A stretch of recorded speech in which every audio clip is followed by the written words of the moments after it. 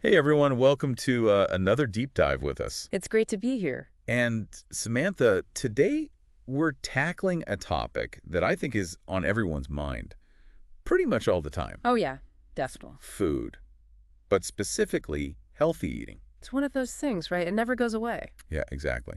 There's Yeah. always something new to learn about it too. Absolutely. So we've been doing a ton of research for this one, Samantha. Mhm. Not just from here in the US. Oh, we went global for this one. Yeah, we really did. Articles, studies, guidelines from all over. Everywhere. So many different perspectives. It's fascinating to see how different cultures approach healthy eating. It is, but also how much overlap there is. So much common ground, for sure. Right, like the core principles, those seem to be pretty universal. Absolutely. Focus on real food, cook more at home. Those kinds of things. Those are the biggies. Exactly. But of course, we'll get into all those details. We'll break it all down. We always do. But first, Samantha, I gotta ask. What's that? The FDA's recent update to their healthy food designation. Oh, yeah. That caused quite a stir. People were freaking out. I know, right? Yeah. It's not every day that the government shakes up our understanding of what's healthy. Exactly. So we're definitely going to dive into that and some of those surprising foods that made the list. Like avocados. Can you believe that one? I know. We'll get to those later. But before we get too ahead of ourselves, let's start with the basics. Good idea. Let's lay the foundation. Right. Because I think in today's world, with our busy schedules and the easy access to, well, let's face it, not so healthy options, Oh, those processed foods are everywhere. it can be really tough to eat healthy consistently. It's a real challenge. So Samantha, from all your expertise and all the research we've done, All those articles and studies. yeah, what would you say are the real, fundamental building blocks of a healthy diet? Where do we even begin?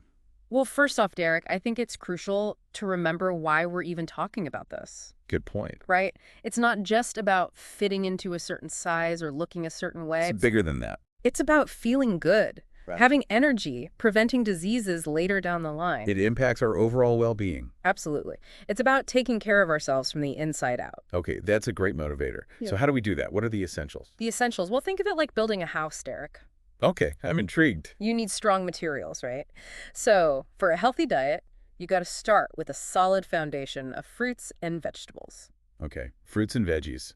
I think everyone knows those are good for you. Right. Packed with vitamins and minerals and fiber. Keeps things moving, right? Exactly. But here's the thing, Derek. What's that? Most people don't eat nearly enough of them. Really? How should we be eating? Well, the UK's National Health Service recommends at least 5 servings a day. 5. Wow. Yeah, it sounds like a lot, but you can get creative. I guess you could sneak them in throughout the day. Exactly. Smoothies, salads, snacks. Makes sense. So fruits and veggies? Check. What's next? Let me guess. Whole grains. You got it. Whole grains are like the framing of your house, Derek. Okay, providing structure and support. Exactly. They're a fantastic source of energy, packed with fiber, and have all sorts of essential minerals. But when we say whole grains, We mean the real deal, not that processed white bread stuff. so like brown rice instead of white rice. Exactly. Oatmeal, quinoa, whole wheat bread, the good stuff. The closer to nature, the better. Right? That's a good rule of thumb. So we've got our fruits, veggies, and whole grains. What's missing? Protein. Of course, protein. It's essential for building and repairing tissues, making enzymes and hormones. Keeps us strong. Absolutely. And you can get it from all sorts of sources. Like what? Well, there's lean meat like chicken and fish, of course. I've heard fish is especially good for you. It is, especially fatty fish like salmon, which is loaded with those omega-3 fatty acids. Omega-3s. Yeah, those healthy fats that are so good for your heart and brain. Oh, yeah, I've heard of those. The UK actually recommends eating at least 2 portions of fish a week, one of which should be oily. 2 portions. Yeah. I definitely need to up my fish intake. Me too, probably. Okay, so lean protein, including fish. What else, Samantha? We can't forget about healthy fats in general. Oh, right. Those are important too. They are. They help your body absorb vitamins, keep your brain functioning properly. And they make your skin and hair look great. That too. Think olive oil, avocados, nuts, and seeds. Okay, so lots of fruits, veggies, whole grains, lean protein, and healthy fats. It's all about balance, Derek. It sounds like it. So, Samantha, all these things we've talked about, The building blocks of a healthy diet. right, Are these pretty consistent across different cultures? Because we did a lot of research for this one, We did. And what's fascinating is that while the specifics might vary a bit, like certain spices or traditional dishes. right, exactly. But the core principles, those are pretty much universal. Interesting. Yeah, whether you're looking at guidelines from Germany or the UK or international organizations, The focus on real, unprocessed food. that's the common thread. That makes sense. So no matter where you are or what you're reading, The fundamentals are pretty much the same. that's right. Now, Derek, I know we all want to eat healthy and feel our best, Of course. but there's so much information out there. And misinformation. Exactly. So I think it's important to address some of the myths and misconceptions that are floating around. Like those fad diets that promise quick fixes. Oh, yeah, those are everywhere. They pop up all the time. But those rarely work in the long run. And they can even be harmful, right? Absolutely. Healthy eating isn't about deprivation or quick fixes. It's about making sustainable changes that you can stick with. Exactly. And finding a way of eating that you actually enjoy. Makes sense. What about those superfoods we always hear about? Are they really all they're cracked up to be? You know, that term superfood, it's a bit misleading. How so? Well, it makes it sound like certain foods have magical powers. Right, like eat a goji berry and all your problems will disappear. Exactly. But it doesn't really work that way. I guess it's more about eating a variety of nutrient-rich foods. You got it. It's about balance, not obsessing over one particular ingredient. Okay, that makes sense. Now, Samantha, while we're busting myths, Oh, let's do it. I got to bring up eggs. Eggs. I feel like they've been unfairly demonized for so long. Because of the cholesterol, right? Exactly. But our research actually showed that the FDA recently updated their stance on that. They did. It turns out that the cholesterol in eggs doesn't impact our blood cholesterol as much as we used to think. So they're not the villains they were made out to be. Not at all. In fact, the FDA now classifies them as healthy. That's great news. I love eggs. Me too. They're a great source of protein and other nutrients. So eggs are officially back on the menu. They are. Now, speaking of things that have officially been deemed healthy, Oh, yeah. You mentioned earlier that there were some surprises on the FDA's updated list. there were. And people are still talking about it. Why is everyone so worked up about it? Well, I think it reflects a real shift in how we understand nutrition. Interesting. Some of the changes are pretty significant, Derek. Okay, I'm ready for the big reveal. Okay, so are you ready for this? Nuts and seeds are now considered healthy. Wait, really? I always thought those were too high in fat. I know it's a common misconception, but remember, not all fats are created equal. Oh, right. We were talking about that earlier, the healthy fats. Exactly. And nuts and seeds are full of them. Plus, they're packed with protein, fiber, and tons of vitamins and minerals. Okay, so I need to update my thinking on nuts and seeds. It's time to embrace the healthy fats. Got it. So what other surprises are there? Well, you probably won't be surprised to hear that salmon, along with other fatty fish. Oh, yeah, those omega-3 powerhouses. Exactly. Those are officially healthy now, too. I love salmon. I'm glad to have that official confirmation. Me too. But Derek, are you ready for a truly unexpected addition to the list? Hit me with it, Samantha. I'm ready for anything. Avocados made the cut. No way. Avocados. But they're so high in fat. They are, but again, it's the type of fat that matters. The healthy kind. Exactly. Avocados are loaded with those monounsaturated fats, which are actually good for your heart. Wow. I had no idea. Plus, they've got fiber, vitamins, and minerals. So no more guilt about my avocado toast. None whatsoever. It's all about making informed choices and staying open to new information, right? So Samantha, nuts, seeds, salmon, avocados, all officially healthy. It's a whole new world, Derek. What stands out to you the most about these changes?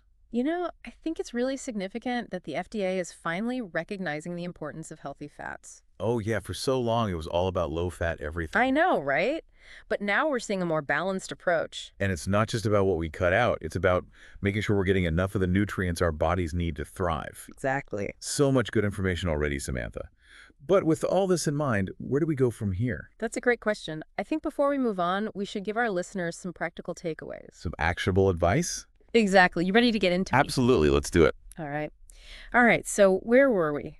We were talking about practical tips. Oh, right. Actionable advice. So much to cover. It can feel overwhelming sometimes, I right? know.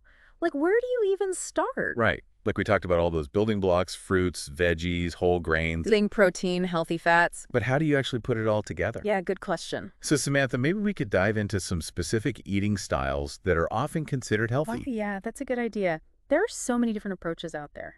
There are. And some have more research backing them up than others. Definitely. Some have stood the test of time. So where should we start? What are some of the most well-researched and highly regarded eating styles? Well, one that consistently comes up in the research is the Mediterranean diet. Oh, yeah. The Mediterranean diet. I've heard of that. I'm sure you have. It's been getting a lot of attention for years now. For good reason, right? Oh, yeah. Multiple studies have linked it to a lower risk of heart disease, stroke, type 2 diabetes, Wow, that's impressive. even some types of cancer, Derek. Seriously. Yeah. So it's definitely worth taking a closer look at. Okay, so what's the secret? What do people who follow the Mediterranean diet actually eat? Well, it's not so much a strict diet as it is a way of life. For the lifestyle. Exactly. It's about embracing whole, unprocessed foods, especially plant-based ones. Okay, sounds familiar. Right. Picture this. Well, Lots of fresh fruits and vegetables, whole grains, beans, nuts, and seeds. okay, so those are all things we've talked about already as being essential for a healthy diet in general. You got it.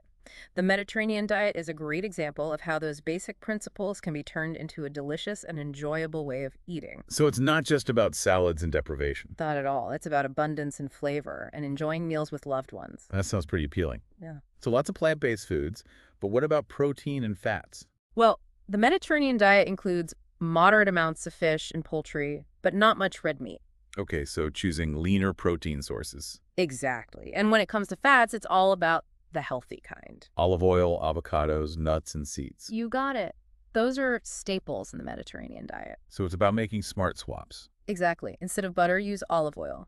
Instead of a big steak, have some grilled fish. And don't forget about herbs and spices. Oh, yes. Those are essential for adding flavor and complexity to dishes. And some even have health benefits of their own. Absolutely. Now, you mentioned earlier that the Mediterranean diet is linked to a lower risk of various diseases. Right, heart disease, stroke, diabetes, even cancer. Pretty impressive, right? It is.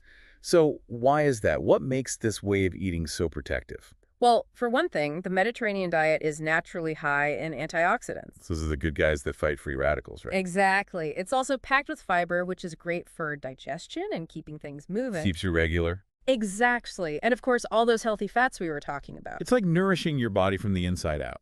I love that way of putting it. So it's not just about the food itself. It's about the whole lifestyle. Right. Like people in the Mediterranean region are generally more active. They spend time outdoors, enjoying meals with family and friends. And they tend to have lower stress levels. All of these things contribute to overall well-being. It's about living a healthy life, not just following a strict diet plan. Exactly.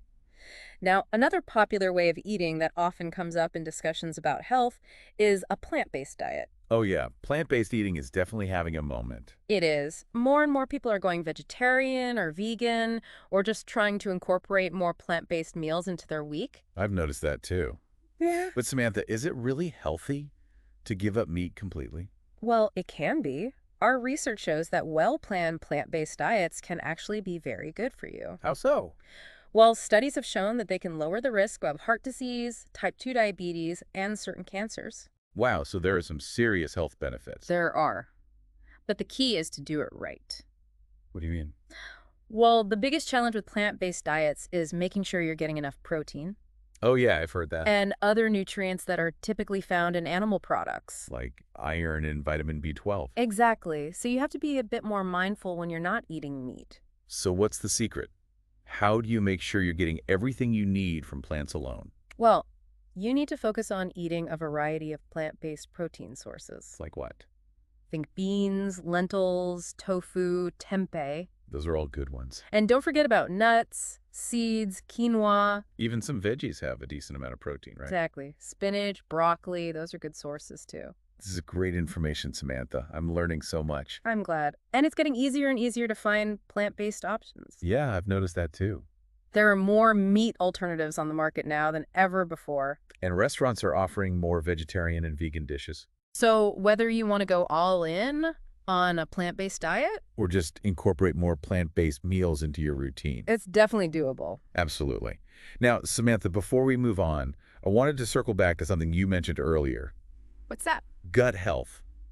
It seems Hmm. like everyone's talking about it these Yeah, days. it's a hot topic for sure. What's the connection between gut health and healthy eating? Oh, it's a big one. Fill us in. Well, our gut is home to trillions of bacteria, fungi, and other microorganisms. Trillions. Seriously. Yeah, it's mind-blowing. And together, they're called the gut microbiome. The gut microbiome. Okay, and what's really cool is that these little guys play a major role in our overall health. They do. Oh, yeah. Yeah. They affect everything from digestion and immunity to even our mental well-being. Wait, our gut bacteria can affect our mental health? They can. Research is showing a strong link between gut health and things like anxiety and depression. Wow, that's fascinating. So where does healthy eating fit into all of this? Well, the foods we eat directly impact the types and variety of bacteria in our gut. Oh, so what we eat can either help or hurt our gut microbiome. Exactly.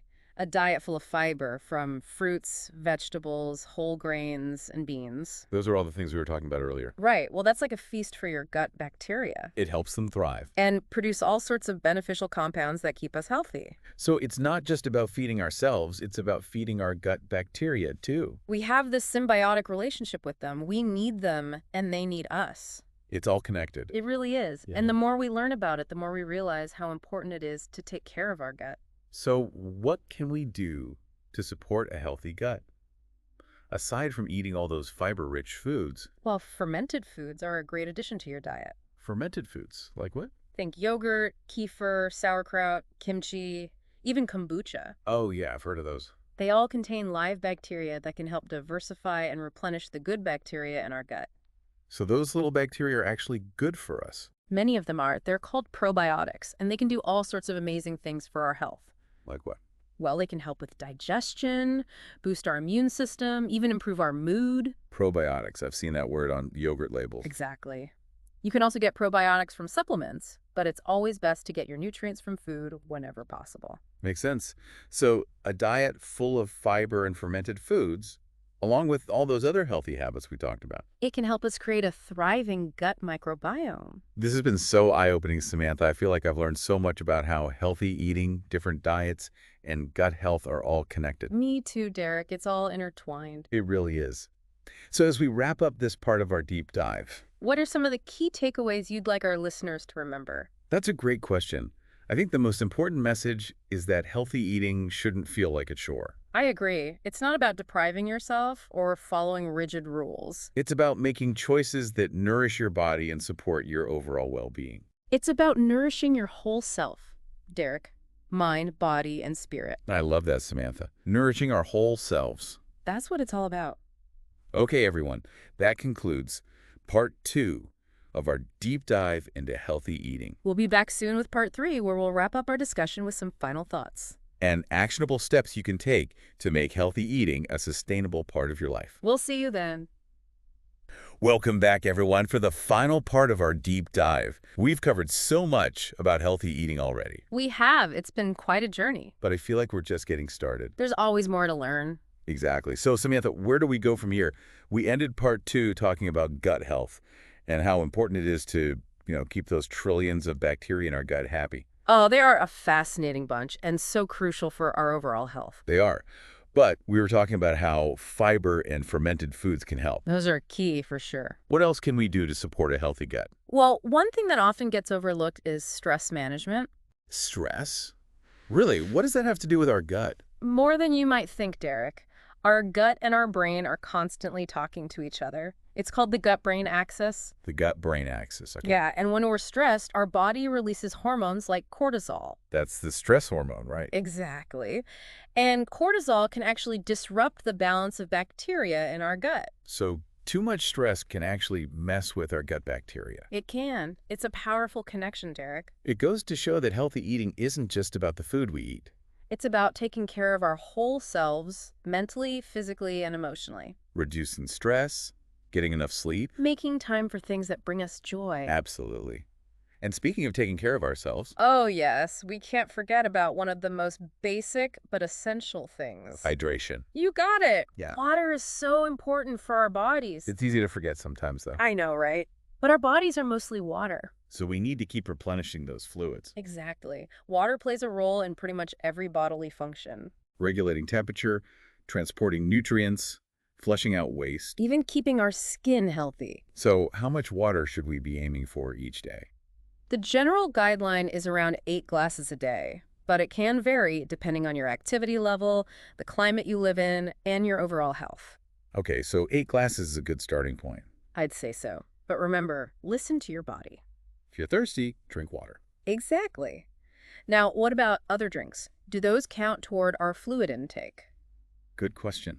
Like, what about coffee or tea? Well, unsweetened tea and coffee can definitely contribute to your hydration. They do, even though they have caffeine. Yeah, just watch out for the caffeine, especially later in the day. Makes sense. What about sugary drinks like soda and juice? It's best to limit those, Derek. They're full of empty calories and can actually dehydrate you. So water, tea, and coffee are good choices. They are. Now, Derek, before we wrap up this deep dive, I wanted to touch on one last important topic. What's that, Samantha? Sustainability.